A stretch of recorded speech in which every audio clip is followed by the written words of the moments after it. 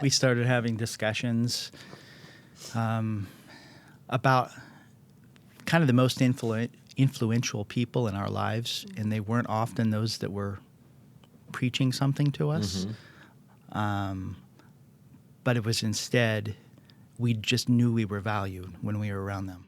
Welcome to Jesus in the Upper Left, where we're talking about gospel multiplication in the Pacific Northwest. Hey, welcome to the Upper Left Show. We're glad that you're here and watching and listening. And I'm Gabe Kolstad from Westside Community Church. Super excited to have Jason and Tara Hood here with me today. And we're going to be talking about some concepts that I know you're going to want to hear about, because this is all about how we make the world a better place in the name of Jesus. So let's get going. Hi, guys. How you doing? Good, thank you. Good. As we just jump into this, I'd love for you to give us a little bit of a background about yourselves, introduce yourselves, tell us a little bit about who you are and how you got where you are. I can start off with just our families. Yeah, since that'd be that's great. kind of my thing. Jason and I have known each other for a very long time. We started dating when I was 16 and he was 18. I was 18 when I got married. He was 20. 2 years later, we had our first child, and we have 3 grown children now. We have 5 grandbabies and one on the way. And we fostered for 11 years, and so we have 2 adopted little boys now that are 6 and 7. Actually, no, they're 7 and 8 right now. Okay, so you have 3 grown children and 2 kids that are still with you. Yep, we Great. do. Yep, wow. we do. That's amazing. Yeah. Yep, so we've been together for a really long time, and we have lots of little kiddos. And We grew up on the southern Oregon coast in Coos Bay, North Bend area. Oh, both of you did? Mm-hmm. Okay. So we met in church there, and, you know, back in the 80s, that was being there in Coos County and on the coast, a different atmosphere than up here. Came up here to complete my degree at Warner Pacific College, and then just began feeling a calling and tugging at our hearts in this direction permanently. Yeah, that's great.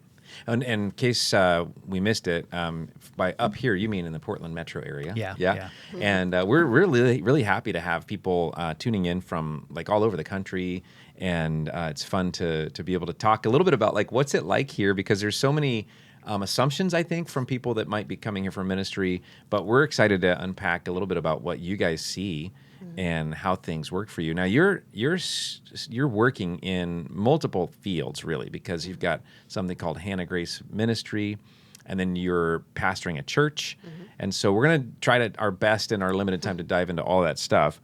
But share, for starters, a little bit about Hannah Grace and how God used your background. Here's what I would like to know. How did God use your background to lead you into this ministry and your current roles as you serve in that? Well, I think, you know, though being in the church, we were in many ways kind of religious, moral people. Okay. As differentiated from feeling like God was really leading us, you know. Okay.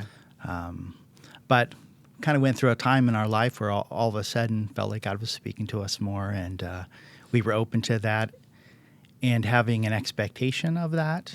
And in one of those times, it was my wife having a dream, and in the dream, it was a shopping center, a grocery store that doesn't exist in Oregon City anymore, but she found an abandoned infant that had been left there. And it was just a weird scenario, and for months we prayed about it. And though there was little information about that, in praying about it, we've kept feeling like God kept adding to details things that weren't in that dream, and feeling like one of the guys from our church was going to at some time work at DHS. And it was years later where he did, and that he would be a part of us in some way, starting something. And in kind of a same fashion, we had someone praying for us, and there was a woman that we've never met, never seen since, maybe late 20s. And she said she felt like God was speaking that we were going to, at some point, have some type of after-school ministry where kids were going to go home and tell their parents how much they're loved. And that kind of meant absolutely nothing to us. And the start of Hannah Grace had absolutely nothing to do with that either. It's only in retrospect that we look back and go, whoa, I think that was dead on from somebody that Random doesn't stranger. have some name or Wow. don't even remember the face or anything, but remember the word that went out. That's cool. So there's been a lot of like supernatural guidance getting you guys to where you're at. That's pretty cool. Sure. Yeah. Yeah. Okay, so unpack for us a little bit. What is Hannah Grace? Tell us that. Well, Hannah means grace, so Okay. it's a double portion of grace upon the people that we serve and work with and love on. Jason says it's a Conspiracy of grace. Oh, I like that. so, but in my dream, that was I felt for a long time, and it was actually years, which praying about like what did that mean, and I never even told Jason, but the little girl in my dream had a name, and her name was Hannah Grace, and I always thought, well, maybe we'll. Maybe we'll have another kid, or maybe, Jason said maybe adopt, or, but that just kind of went out of our mind. And when we started the nonprofit, we were seeking a name, and I said, I know that the name for our nonprofit. And I'm like, what do you think, Jason? And he goes, well, I can tell you. And then, anyways, I told him it was Hannah Grace, and that's exactly what I was thinking too. And Hannah Grace is where. Yeah, so it's Hannah Grace Family. So Hannah Grace Family. Yeah. And it's .org, in case anybody's wanting to Yep. look this up and find out more. Yep. Hannah Grace, actually hannahgrace.org. Yep. Yeah. Yep. Okay, so, but what do you do exactly with Hannah Grace? Yeah. Well, when we started the nonprofit, before we started the nonprofit, in our home, we fostered for 11 years. Okay. So we started with a little boy, and then we had a 2-week little baby, and we love the kids. Obviously, they have a lot of, like traumas and things that come to you, so they're not always the easiest, right? At times, it's a lot of stress upon the families, but we just saw the parents. We started working with the kids. We saw the parents and just their story and just the sadness of of their life, and they were little kids once too. They were those little kids that we fostered, and so now they're just big, right? They're adults, and so that was our heart. It was our first calling, was just to love on the parents of we had fostered, but then we started working with the parents that we fostered. And so that's kind of how we started the Hannah Grace. People had encouraged us to do a nonprofit, and we're like, well, I don't even know what that looks like, right? That's just a whole nother world. And so we had a lot of guidance in that and had lawyers and things to help us start the nonprofit. And that's what we did at Hannah Grace first, was be able to allow the birth parents and their children to come together at our building and be able to have that Okay. connection to help, and then for us to help mentor them. The hope was to reconcile, for them to go back home, the kids. It doesn't always happen, right? Parents sometimes aren't ready, and sometimes circumstances aren't always the best. But that's what we started first within our nonprofit. So I think when we're ministering to those that are in need and that we recognize that, we sometimes see ourselves as kind of better than thou and have some pride that we don't even recognize. And when we started doing this out of our home, beginning to foster, in recognizing the hurt that was in these parents, and we just kind of didn't see that part of the scenario. And we were doing something kind of weird with DHS at that time, in that we were, after developing a relationship with these parents, meeting them at parks and then having them at our house and having them over for Christmas and all sorts of things, and just trying to help to remove the scarlet letter off of them so that they knew that their life could still amount to something different. And their expectation in most instances was a very low ceiling, and everybody around them and all the counsel they were getting left them kind of hopeless. But though we feel like often we're the ones helping someone else, and God's really using us in this way, that very often we find that God's ministering to us and helping to change us in that scenario also. Because one of the, I think, turning points for us, for our ministry, our marriage, was those interactions to begin with those parents. My wife could do it just freely, naturally, but I couldn't. for me, I was kind of raised up, and I think this exists a lot in Christianity still, that we try to scare people from hell rather than just loving them with the love of Jesus, and them being so attracted to Jesus as opposed to running from harmful consequences.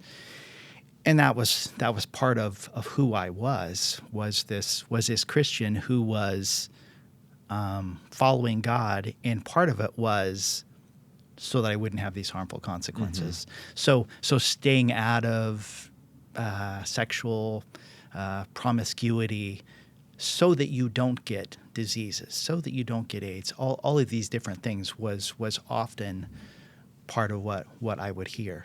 So these people that we were now interacting with, I was kind of scared of, and all of a sudden I was kind of experiencing this like germophobia, because part of my theology really was this, running from the consequences as opposed to just running into the arms of Jesus.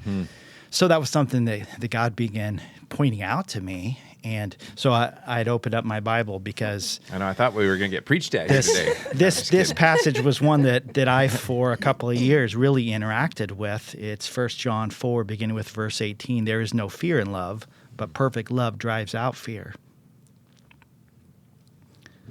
Because fear has to do with punishment. The one who fears is not made perfect in love. We love because he loved us first. So recognizing that there needed to be this transformation, this evolving within even my belief structure of just falling in love with Jesus, not doing the right thing out of fear of getting caught, of something bad happening. But it's a different thing if you marry somebody because there's no one else left in the world, or because you think there's something bad that's going to happen if you don't, as opposed to you've just madly fallen in love with that person. So I think that's kind of the journey that's been taking place also, that's been a part of Hand of Grace, is just us falling in love with each other, with Christ more and more, and then because of just wanting to be attached to him so closely, then that second command of loving others all of a sudden becomes so much easier, and not without these fears that were existing to begin with. And I think for me, because I came from such not a good background, we had drugs and we had lots of stuff within our household. We had my upbringing wasn't that great, and so I didn't have that mom or dad figure to just really love. So when I had kids, I was angry a lot and wasn't the best wife. And there's lots of things that we were young too, right? And so you're growing together, but there's just stuff that I wasn't taught, and I didn't have that that person to go and to talk to and to encourage me and to tell me that I'm good and that I am a good mom. And I often got, you're bad and you suck, and we're just emotional, are we not? We're just emotional people. You know what, you guys are, and I love it. And be honest with you, because for those listening, we met at a pastor's retreat not that long ago. It was a month or two ago. And we were there to support or to at least rally around a ministry that that our church supports, that your church supports. But just in sitting at a meal talking with you guys, I felt like kindred spirit around this attraction to Jesus. And I loved your guys' willingness just to be vulnerable and emotional. And I think that there must be a great tie-in with the work that God has called you to do to serve vulnerable people, that you're willing to be vulnerable. And I think that's really great. So I appreciate that you guys aren't trying to hide that. Yeah. Well, and I think that's what makes it with parents when we're working, especially with moms, right? But I think I get that part of telling them, like, yes, you've made mistakes, and yes, there's consequences to those, but we're here to love you, and we're here to encourage you. And I feel like I get to encourage those moms in a way that I was never encouraged. And so, that's powerful. So it makes a big difference, because, they look at us, and, not that we're great or anything like that, but they look at us in a different way, like, you're doing this for a reason. And I'm like, yeah, because we love you. We want to see you succeed. We want to see you excel and be the best parent that you can. Parenting's hard in general. It doesn't matter if you have an addiction or something else. Parenting in just general is hard, and we loved it so much we thought we'd do it again, right? Adopting. And so, but yeah, so I feel like that there's a lot of tie in what we do. It's part of our background of who we are and how we were raised, and we can love and show that to the parents and to the kids. And Yeah. so, but We started having discussions about kind of the most influential people in our lives, and they weren't often those that were preaching something to us. But it was instead, we just knew we were valued when we were around them. And my grandpa was that way. It was Tara's great uncle that would come and get her and her brother and bring them to church for 4 years. He was the janitor at the church. He was just serving the Lord. Yeah. And then later, as we were dating and then young marrieds, there was a older couple, Chet and Barb. Never told us what to believe once, but wanted to hang out with us all the time. Just loved on us, and we just loved being around them. And always would go away having discussions like, why do they want to be around us? But here they were just loving on us, and we knew we were important. Beginning to just kind of change the paradigm and the belief structure of who we thought we were now, and so that's part of Hannah Grace. For many of these people, none of us decide the family that we're born into, and if there's addiction, if there's abuse, whatever it might be, and but regardless of where they come from, we've kind of now come to this place of, if God has given us interaction with them, then we just now kind of take it for granted that if the grace of God didn't come to them, it appears in the biological family that they were born into, then interaction with us and Hannah Grace, we want that to be where they discover vision. God's if grace. If the grace didn't come to them in their biological family, you wanted to come to them through this family. That's Yeah. amazing. Family. Yeah. That's powerful. Yeah. So we get different people that volunteer that come from different churches, and sometimes their church has no real outreach or opportunity, and others it would seem would have that, but they find here at Hannah Grace this ability to just begin loving on some specific families, seeing the same people over and over and over, and helping to be a part of changing their trajectory and them beginning to recognize, no, I am valued. Yeah. We have some that aren't Christians. We have some that are, our nonprofit is actually not faith-based, even though we are Christians. Yeah. And but we have all kinds, we have, and the heart is to love on people, and eventually we have this one family that have been going there for a really long time, and we don't say much, we really don't preach, we don't say much, we just love on them, just loving them. And this one lady had came up and she goes, "Is Jason a pastor?" And I was like, "He is." And she's like, "I knew it. I just knew Jason was a pastor." So they know. Eventually they'll know. They'll ask questions, but there's no pushing of anything. It's just they come. It's a safe haven for them to come in. And I think it was about a year into it, then Jason was like, "I really feel like God wants us to start a music program." And I'm like, "That's a dumb idea," because we were so busy as it is. I was like, "This is so not going to be fun." But I was like, if that's what you feel like you're supposed to do, you need to do it. But it's all yours to go for it. And he did, and they started it, and it's been an amazing thing. It was definitely Jason hearing from the Lord and hearing that and loving on kids that way. You can tell about the music program. So When we were fostering, obviously we had interaction with parents, Sure. because we were willing to have that interaction. We had 15 or 16 kids in a row that all went back to their families, getting off drugs, getting jobs, getting into housing, trying to help them get their lives turned around, and then staying connected with them, because if they get legal things turned around, but then they're just going back to their old circle of friends, and sometimes, at church, we say, come to church, but don't come to my house. And that relational part of building trust and loving people and that circle of people that are your neighbor and that are your family is expanding, is something that doesn't always take place. So when the last two little boys that we had separately were both born with drug effects, and they were both abandoned. Their family trees weren't interested, and so we adopted both of them individually. And with the recognition now, as we're getting older, some of these kids are going to end up being abandoned, and we can't adopt every one of them as we're getting older, and as our energy level is like dropping off the table. I wouldn't know what you're talking about. Just kidding. We've been experiencing that.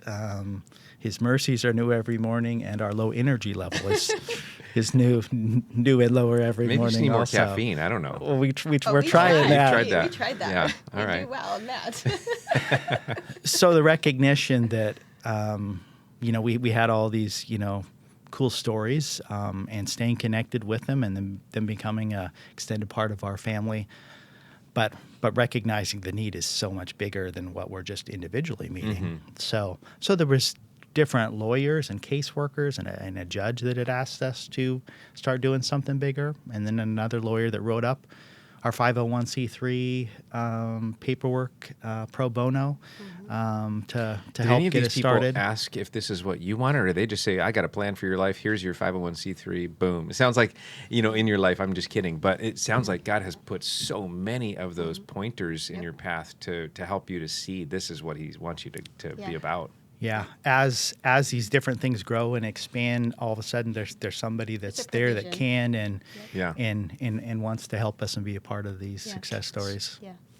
Really neat. So I think 3 years ago we did like 27 visitations at our building. Okay. Total for the year. Okay. And the year after that, it was a little over 200. Last year, around 800. What?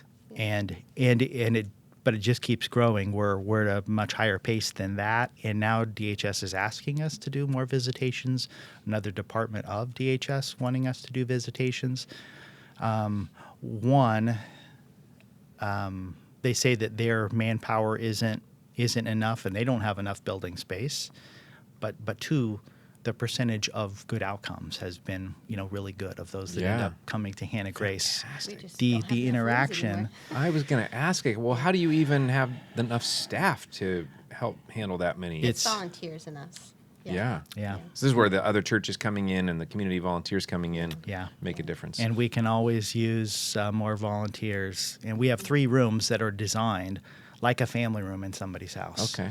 And with comfortable seating for adults, everything's clean. It looks pretty new, though almost everything is in some way donated or off of Craigslist or Facebook Marketplace, and all of the wanting to pull your hair out experiences of going to look at something that then smells like you do not want it. We experienced all of those things, but we have 3 rooms that are just kind of beautifully designed to again make them feel like they're just part of our family. That's amazing. And I think that's a really good part of what we do. So then just a year into it, then we started up the music program, and it was designed to begin with to mostly just do kids that were doing visitations, but we have no ability, to make the state put all these things into place, Right. and we don't have guardianship or any of those decision-making powers. So caseworkers and things actually getting kids into the program, that wasn't happening. But many of these kids, it was easy to see they were dealing with other things also, autism spectrum, just low self-esteem, and I say just. ADHD, learning disabilities, coming from domestic violence, just a lot of different hurts and traumas and instabilities that they've been through also. So we began opening it up to kids that kind of meet those definitions in some way, in recognizing that we can build them up. So we have a Little Tunes class, which is kids 4 to 7. A lot of dancing around and drums and xylophones and cajones and high energy, and yeah, that's always fun. And so there's a class that sometimes is up to 10 kids on Tuesday afternoons, and then on Wednesdays we have 3 different keyboard classes. Thursday, 3 different guitar classes, and the way that the program works is just through donors. We get grants, but we don't have a grant writer. So we're not good at getting those. So if anybody's listening and they're a grant filling out writer, we're like, Right, that's us. Yeah. the paperwork. Choose us. But so every first year student, we buy a brand new guitar or keyboard, And accessories. stand, everything needed for them. And to begin with, it's considered checked out. So whoever the parent or guardian is, the instrument's checked out. And we then have weekly lessons that are taking place, hour-long lessons. And if they come for that school year, then at the end of the school year, we have our second recital and we have a graduation. And at that point, the instrument is gifted to them. So for many of these kids, it's kind of their most prized possession, the most expensive thing that they've ever had. And then they're able to continue to come back year after year. So here in our 4th year of the program, we have kids that are 4th-year students, and we have kids that are first-year students. That's amazing. And I mean, I'm just like imagining, it sounds like this is scaling pretty fast, and especially right now. Where do you think it goes from here? Has God shown you anything about that? And do you have thoughts about where would all this take place if it keeps to grow like this? Well, we definitely, we're in Oregon City. Yeah. But we only have about 2 years left on our lease where we're at right now. Okay. And so, God willing, we are praying intently of a building of our own. We'd love to be able to buy, but we want to obviously be bigger. We have outgrown all of our spaces in everything, and so we're kind of busting at the seams in a lot of areas. And I want an outdoor playground. So when I saw yours out there, I'm like, oh, that's my playground. So just a playground for parents to take their kids out to, and during visitations, especially during the summertime, instead of having to, when they do community time, instead of walking to a store or something, that they can pack a picnic and they can go play outside with their kids. It's just it's a healthier atmosphere to do that, and kids are high energy anyways, right? They need to get their energy out, and so, but that's what we're praying for, is for a building, whether land and we build or a pre-existing, and be able to have something. So that is definitely in our hearts and desire for that. We just need God to orchestrate it all to take place. all of our music lessons take place in the same common area, not much bigger than this room. Okay. So we're always taking apart and putting back together. So on Tuesdays, the room's kind of emptied out. Then on Wednesdays, we have 7 full-size keyboards that go up. And I had a rack custom welded up so that all of these keyboards can slide in, be protected in this closet, and all these folding double X stands that come out but don't take up much space, because space is at such a premium in our building. Then that all gets put away, and on Thursday, all of the guitar happens, and so there's an awful lot of, just in the space that we're in, we gotta do an awful lot of moving stuff around to make it work for that. We need rooms where they stay, and we don't have to. Wouldn't that be the dream, right? Yes. Yeah. But I mean, I think this calls out one unique factor of doing ministry in the Pacific Northwest is the space is very expensive here. So you can't just afford to always have a room for everything. So the creativity that you guys are employing, having custom welded racks, that's like something that you probably would only do in a place where it's really expensive to have space. Right. Because otherwise you just leave them up, right? Right. But I think the ingenuity is awesome. I'm kind of curious to know, because P.S., you guys are also pastoring a church, right? So it sounds like this is a very much full-time thing, Hannah Grace. Yep. Then there's a church. Yep. Talk to us about that. So when I, talk about 1 John 4 and, kind of our hearts changing, and, sometimes pastors' hearts need reconciliation and need confession and need an expectation of a much, closer walk. And so we've become, a church that's much more about those first two commands. The greatest command, love the Lord your God with all your heart, soul, mind, and strength. And it's part of our philosophy of Hannah Grace also, of if God has loved us heart, soul, mind, and strength, and he wants us to love him back heart, soul, mind, and strength.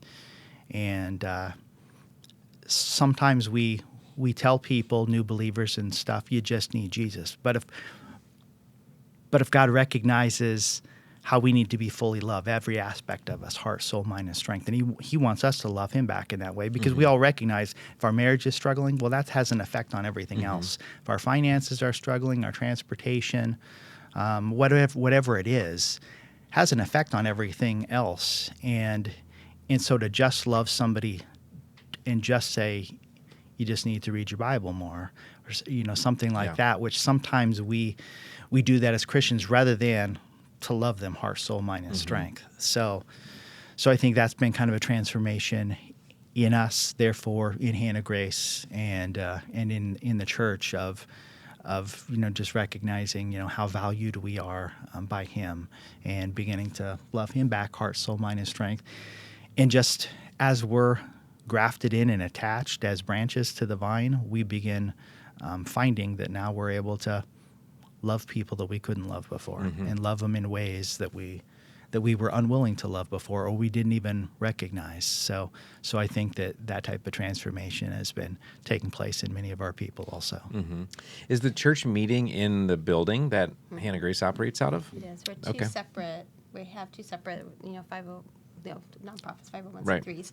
And so because Hannah Grace has more money in that part of it, then the church subleases from under, because Hannah Grace was able to get the lease. Oh, And nice. so, Okay. But we have, all the paperwork is separate. Everything is, we have boards, or we have elders. We have the correct process of everything. But that's another takedown. You have to take everything. We clear out the whole entire big room for church. Yeah. And so not only do we have stuff for Hannah Grace, but then we're clearing everything out for the church. And then our kid, because we have a lot of really young families in our church, which is amazing. So we are completely packed out for the kids section. I mean, there's no room. There's no more room. The rooms that work great as a family room for visitations aren't as conducive for throwing a bunch of 6 to 9 year olds in. So it's been fun, but it's definitely, we're just outgrown. And that's a great problem to have. It is, right? yeah. And so it's a problem. Well, as long as you can solve it, right? Right. So the church meets on Sundays, I'm assuming? It does. And what do you have, like one service, two services? How does that work? Yeah, one service. One service. What time? 10:30. 10:30. And it's called Faith Rock Community Church. Did I get that right? Yep. Okay. Yep. And so how do you guys manage your schedule? And I'm wondering, do you have blocks of time you're going, okay, I'm working on church stuff now, and blocks of time where it's working on Hannah Grace now? And how in the world do you do all that? How do we do that? I don't know. We are always looking for more volunteers. Yeah. And with Hannah Grace, with all the visitations taking place, we have to have volunteers that then get background checked, that get certification through watching different training videos and things like that. If we don't have somebody like that, then one of us basically has to be there, providing oversight at all times. So you we're doing sermon prep while you're having a visitation? We're spending lots of time at the building, and too much of it is the moving stuff back and forth. Yeah, to make everything work, which could lead to a hernia of one of the founders. One of the founders. And a re-injuring of the hernia of one of the founders. So everybody wanted to know that, right? Yeah. Too much That's information. No, that's real. That's real life. Yeah, we're there all week. I mean, even with the boys, but they're in school, so like a typical day is like we wake up, we have chickens now, so we're pretty excited about our chickens. You fit right in. Yeah, so we have to take care It's of like the chickens. dream of anyone living in the Portland metro area. I know, You right? got chickens. You can have them in the city Well, and I mean, limits. and now you're rich because you can sell eggs. Right. We Right? can be, 'Cause, yeah. Wow. I Not mean, yet, because We they're can little. finance a building. you could by totally just selling you'd a be the egg ministry. couple of dozen. Yeah, seriously. That's so funny. Farm fresh eggs are like gold right now. Well, Yeah. we wake up, we take care of the chickens first. Is that sad? Before my kids, I take care of the chickens. I mean- And so feed the dog, take care of the chickens. Who's louder? I guess that's the chickens, The right? chickens, Yeah. because then they see me, they think, oh, I get food. Yeah. And so wake up the kids, get them dressed, get them off to school, and then we get ready. And then Jason usually takes off first to the building, oversees some visitations. I join him, and then we just kind of balance that. Mm-hmm. Like between meetings, or if people want to meet with us, we usually meet at the building. Sometimes we oversee the visitation. Specifically, it's us, not DHS. Okay. And so we're overseeing that. Okay. So we're taking care of that. That's a lot of trust from DHS, isn't it? Yeah, I mean that's what we did all the time we were fostering. Okay. So we've been certified for a long time doing okay. that, and that's I love that aspect of it. And so we do that, and then we pick up kids from school. We hang out with them for a little bit. We go back to the building, and we just continue to go. Yeah. We split a lot of stuff. We split so all week long. I'm So. kind of curious because to me, what you're doing is a really great example of how anybody who's either from the Portland metro area or coming to the Portland metro area can think about what's an effective way to reach a neighborhood or a population. And it's very missionary what you're doing, right? Mm-hmm. And it's also very demanding. And Yes. so at what point do you shut off ministry stuff so that you can focus on personal life? And do you have a good handle on rhythms, or Sabbath or downtime? And how do you guys handle that? Because I think that in our area, I think that can be a real beast for people to handle. I think we're still trying to figure that out. I mean, it's kind of like you start anything, you're the one doing Yeah. a lot of it, right? If you start a restaurant or whatever you do, you're the one doing Mm-hmm. it. And so, but Saturdays are usually our day. Like I'm pretty selfish with my Saturdays, especially because we have little boys. If it Mm-hmm. Yeah. was just Jason and I, it might be a little bit different, but we're raising 2 little boys again, and we need to have that time dedicated, because we work a lot. And I tell my boys, I was like, you get the privilege to coming to work with mommy and daddy every day. A lot of kids don't get that. Yeah. You get to be here, right? And so, and they're in jiu-jitsu, and they're, they do swimming lessons. And so, and the jiu-jitsu, I can't even say it, is right down the, like 2 businesses down. Okay. So we just go back and forth. Like he goes for half an hour, and then I come over and relieve him. We would just go back and forth so we can both see him, right? Yeah. But we can still be at the building. And so, but I feel like that, we don't do lots of vacations or anything like that. We go camping once during the summer. Our whole entire family gets together. But when it comes to holidays and things like that, and like birthdays, like we try to really make sure, our little growing family, there's 14 of us, soon to be 15 of us. And Wow. so we're, I feel like family's a priority to me. I'm And very it's much about and that. it's also our adult kids who were young teenagers when we first started doing foster care, and started seeing kind of the hurts that these families were coming from, the sacrifices we were making. It's our adult kids now that kind of are our biggest helpers, because they kind of Wow. notice the times when mom and dad are slowing down at a faster rate. And we're raising a 7 and an 8-year-old Yeah. now, and so they wake up every day early in the morning, Yep. and they've got energy every day, even when we don't. So at different times when they'll take the boys and go do something with them, and our 27-year-old son loves taking them and doing stuff that's more dangerous than what mommy would do with them, and our daughter and other son, they're always doing stuff with them. So they're looking out for us in those ways also, Yeah. and part of kind of an extension of they're all helping out with ministry in different ways, but the ways that they help us out within the family are probably the biggest blessing to us. That's Yeah, I'd say amazing. that I would say definitely for our adult kids, they're imperfect. They still do weird things, and they're Wait, what? human. I'm just kidding. But Our daughter is an amazing, and her husband and kids are just amazing. She helps in kind of multiple areas with the church and with the nonprofit. Our middle son and his wife, they mainly do the church part aspect of it. They help lead worship, and they do some Oh, stuff cool. in there. Like he's kind of a backup assistant. Like he's leading worship this week because our worship leader's gone, and then our youngest son, he's a part of Hannah Grace, doing instructing with guitar, and he's a really amazing with with the kids in general. And so I love that aspect about it, that our kids, are so close to us, and yet we get to see their journey and their walk with the Lord too, and their ups and downs too.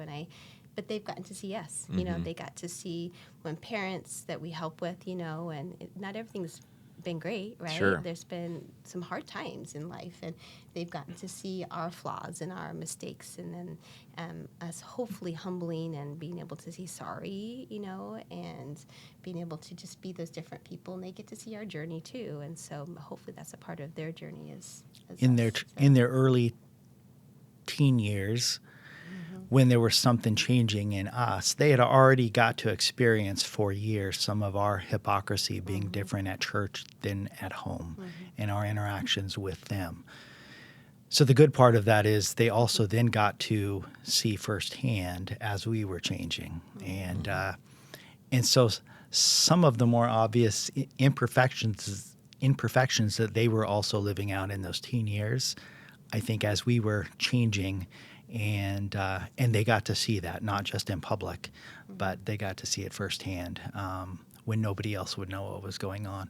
I think is part of now their personal journeys, and part of them serving Christ and doing it in an authentic way. So I don't know to give glory to God for our hypocrisy and all of our shortcomings. Well, I mean, I think it's a great model just to say, life teaches you things, and to allow your kids to see that, it does help them, I think, especially if you're open about it. And so I just, again, want to say I just appreciate you guys for your vulnerability, the creative approach that you have in ministry. I think this is a great model for ministry in the Pacific Northwest, and I'm really grateful that you would take the time to share with us what's going on behind the scenes at Hannah Grace and at your church.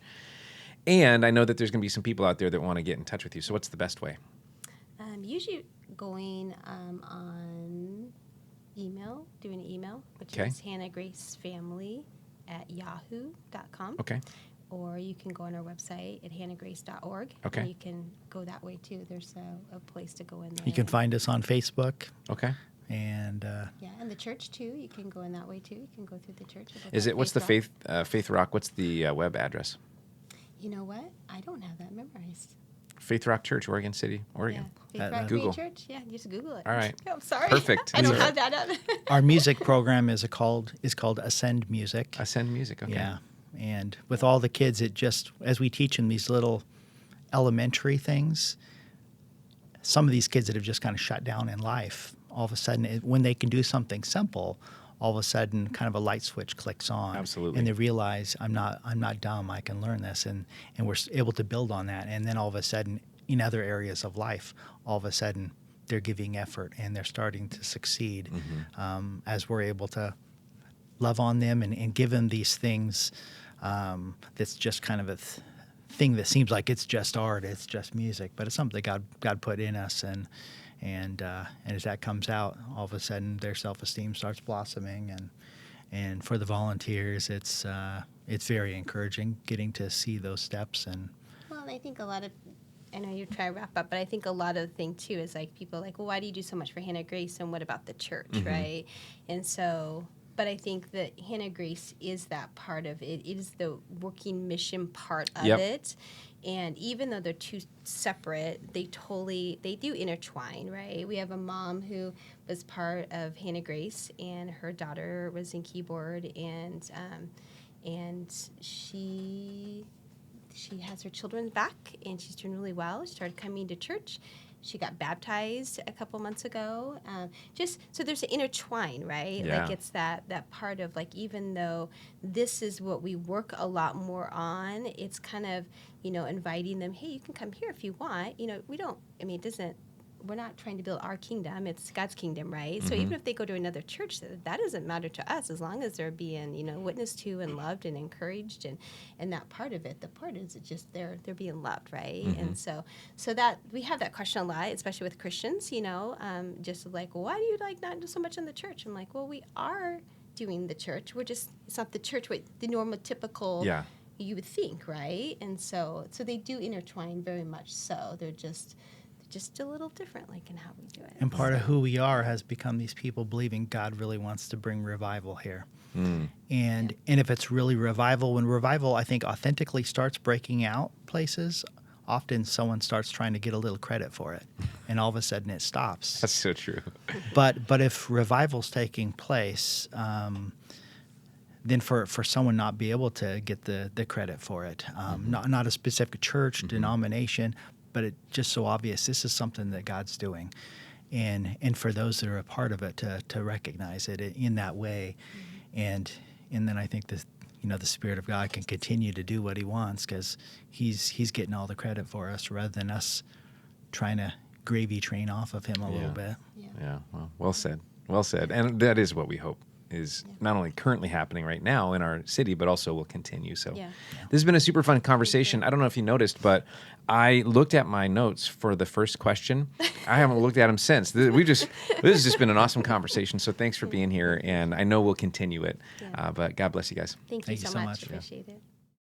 Thanks so much for joining us for this episode of Jesus in the Upper Left. We want to ask you a quick favor. Would you please subscribe so you don't miss a single episode, and share with those that are in your life that might benefit from the content. Hit the notifications button, rate and review, of course, and then head on over to upperleftshow.com where you can find bonus content, opportunities to connect with those around the city that are doing similar work as you, resources to help you, and just a way to connect to the community. We hope to see you again next time.